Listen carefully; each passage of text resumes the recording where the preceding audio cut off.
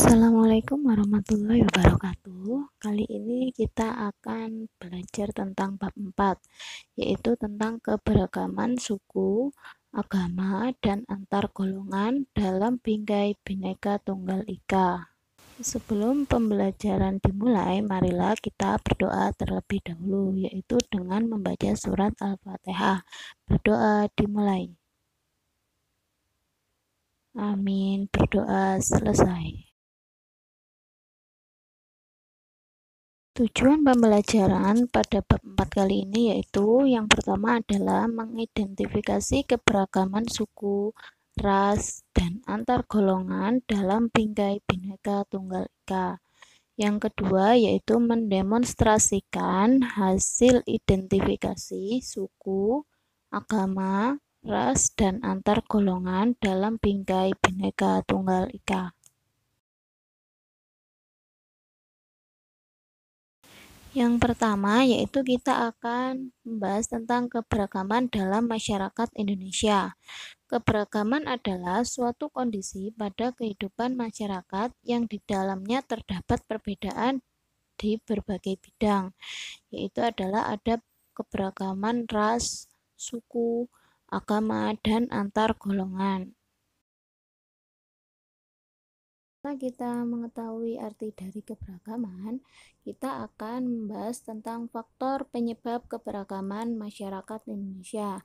Yang pertama yaitu adalah letak strategis wilayah Indonesia. Bagaimanakah letak strategis wilayah Indonesia? Indonesia memiliki letak strategis yaitu di antara Samudra Pasifik dan Samudra Hindia, serta benua Asia dan benua Australia. Keadaan tersebut sangat menguntungkan karena wilayah Indonesia dilewati jalur perdagangan internasional.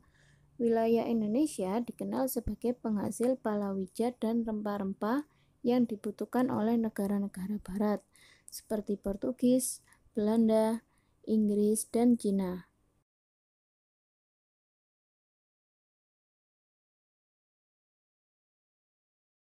Yang kedua yaitu kondisi negara kepulauan. Indonesia merupakan negara kepulauan. Negara Indonesia memiliki 13.466 pulau. Indonesia adalah sebuah negara kepulauan terbesar di dunia. Kondisi yang seperti ini menyebabkan hubungan antar masyarakat berbeda-beda. Yang ketiga yaitu adalah perbedaan kondisi alam. Perbedaan kondisi alam telah melahirkan berbagai suku bangsa dan keberagaman budaya Indonesia. Keberagaman tersebut terjadi karena perbedaan pola kegiatan ekonomi. Contohnya yaitu di daerah pesisir akan dijumpai banyak masyarakat yang berprofesi sebagai nelayan. Sedangkan di dataran tinggi akan dijumpai banyak masyarakat yang bekerja sebagai petani. Yang keempat yaitu adalah keadaan transportasi dan komunikasi. Kemajuan sarana transportasi dan komunikasi juga mempengaruhi perbedaan masyarakat Indonesia. Kemudahan sarana transportasi dan komunikasi membawa masyarakat mudah berhubungan dengan masyarakat lain, meskipun jarak dan kondisi alam sulit. Sebaliknya, jika sarana yang terbatas juga menjadi penyebab keberagaman masyarakat Indonesia. Yang kelima yaitu adalah pengaruh kebudayaan asing. Adanya kontak dan komunikasi dengan para pedagang asing yang memiliki corak budaya dan agama yang berbeda menyebabkan terjadinya proses akulturasi unsur kebudayaan dan agama yang lain. Keberagaman suku. Suku bangsa adalah golongan manusia yang mengelompokkan dirinya dengan sesamanya. Di Indonesia memiliki keberagaman suku, misalnya yaitu adalah ada suku Gayo, suku Batak, suku Jawa, suku Baduy, suku Bugis, dan lain-lain. Yang ketiga yaitu adalah keberagaman agama. Di Indonesia terdapat 6 agama, yaitu diantaranya adalah Islam, yang merupakan agama mayoritas yang dianut oleh penduduk Indonesia. Selanjutnya yaitu Kristen, Katolik, Hindu, Buddha, dan Konghucu.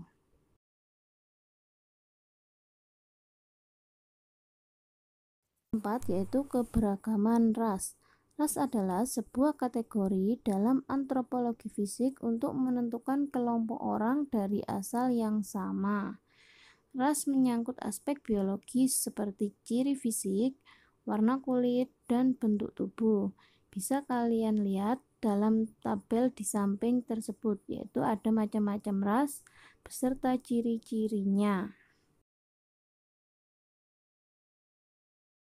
Yang kelima yaitu adalah keberagaman sosial dan budaya.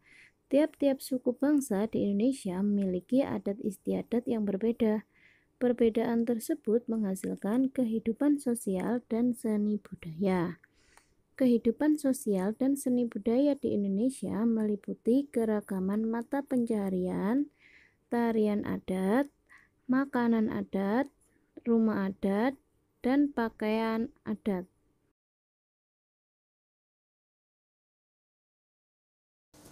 Materi yang kedua yaitu kita akan belajar tentang arti penting keberagaman dalam bingkai Bhinneka Tunggal Ika. Makna Bhinneka Tunggal Ika. Semboyan Bhinneka Tunggal Ika diungkapkan pertama kali oleh Empu Tantular yang terdapat dalam kitab Sutta Soma, yaitu yang isinya adalah Bhinna Ika Tunggal Ika Tanhana Dharma Mangwa. Artinya berbeda-beda itu, satu itu, tak ada pengabdian yang mendua. Semboyan Bhinneka Tunggal Ika bagi bangsa Indonesia merupakan dasar untuk mewujudkan persatuan dan kesatuan bangsa Indonesia.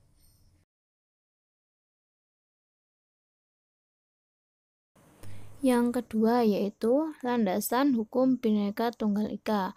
Apa landasan hukumnya? Yang pertama yaitu Peraturan Pemerintah Nomor 66 Tahun 1951 yang isinya adalah sejak tanggal 17 Agustus 1950 Bhinneka Tunggal Ika ditetapkan sebagai semboyan yang terdapat pada lambang negara Republik Indonesia yaitu Garuda Pancasila. Yang kedua yaitu terdapat dalam pasal 36A Undang-Undang Dasar Negara Republik Indonesia tahun 1945.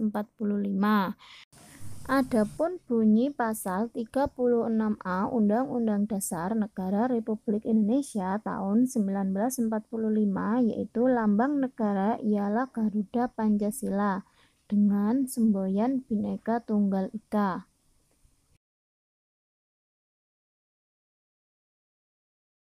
Materi yang ketiga yaitu tentang perilaku toleran terhadap keberagaman suku, agama, ras, dan antar golongan.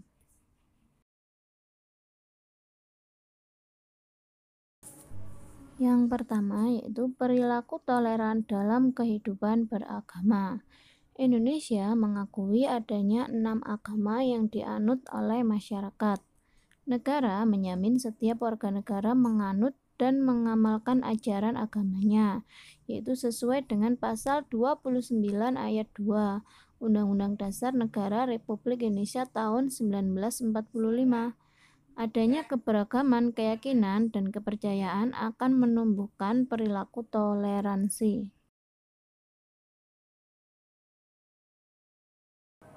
Contoh perilaku toleran dalam kehidupan beragama. Yang pertama yaitu menghormati harkat dan martabat orang lain. 2. Tidak bersikap egois.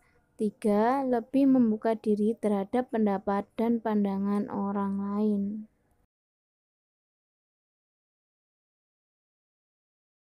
Yang kedua yaitu perilaku toleran terhadap keberagaman suku dan ras di Indonesia. Indonesia merupakan negara yang memiliki banyak suku dan ras. Banyaknya suku, bangsa, dan ras menimbulkan keberagaman. Keberagaman bukan kendala dalam mewujudkan semangat persatuan dan kesatuan bangsa Indonesia.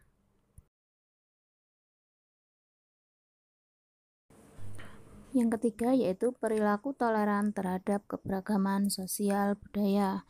Beragamnya kebudayaan bangsa Indonesia menjadi salah satu kelebihan yang mungkin tidak dimiliki negara-negara lain. Hal ini bisa menjadi acuan untuk meningkatkan semangat guna menjaga kekayaan budaya tersebut. Contoh perilaku yang perlu dikembangkan yaitu adalah sebagai berikut. Memilah budaya asing yang pantas dan sesuai dengan nilai-nilai kebangsaan Indonesia. Selalu bangga terhadap kekayaan budaya Indonesia. Yang keempat yaitu penerapan sikap toleransi di berbagai lingkungan kehidupan. Contohnya di lingkungan keluarga, yaitu saling menyayangi antar anggota keluarga. Yang kedua di lingkungan sekolah.